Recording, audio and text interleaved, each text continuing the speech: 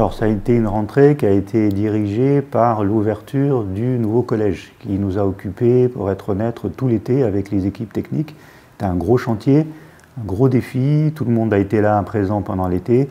Donc c'est d'abord sur ça qu'on s'est concentré et puis sur le fait d'avoir des enseignants devant tous les élèves à la rentrée. Alors c'est un peu lié au collège, évidemment. Il a fallu prendre un tas de décisions pour que le collège devienne habitable.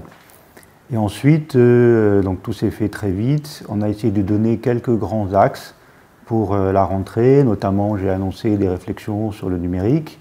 J'ai annoncé aussi des réflexions sur l'évaluation. Donc c'est plutôt que des décisions d'un coup, parce que je veux prendre le temps d'analyser les choses et de rencontrer les gens. C'est plutôt des chantiers que je vais mettre en œuvre, des réflexions. Alors les priorités, c'est ça, c'est d'abord repenser un peu l'évaluation, le niveau, le suivi des élèves. Il y a aussi une autre priorité dont beaucoup de monde parle à juste titre, c'est le harcèlement. Et le harcèlement reste une priorité, les procédures sont mieux connues, mais il y a encore du travail à faire de formation, d'explicitation au sein des établissements. Donc là, on est dans une phase également de formation des surveillants, très important, que tout le monde comprenne bien quelles sont les procédures, comment on réfère. Ça, c'est aussi une de nos priorités.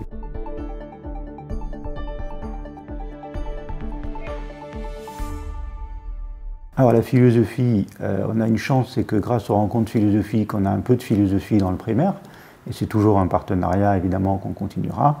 Après, on a toujours l'option en première et donc en terminale. La chance qu'ont les élèves à Monaco, bon, il faut de la philosophie au même volume qu'en France, mais c'est par les rencontres philosophiques, ils ont la chance de rencontrer des auteurs vivants.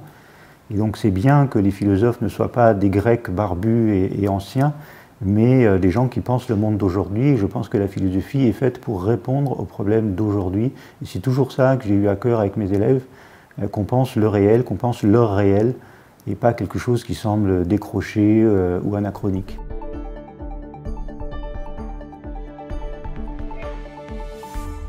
Alors comme je l'ai dit, les grands chantiers, c'est plutôt des réflexions. D'abord, on va consulter.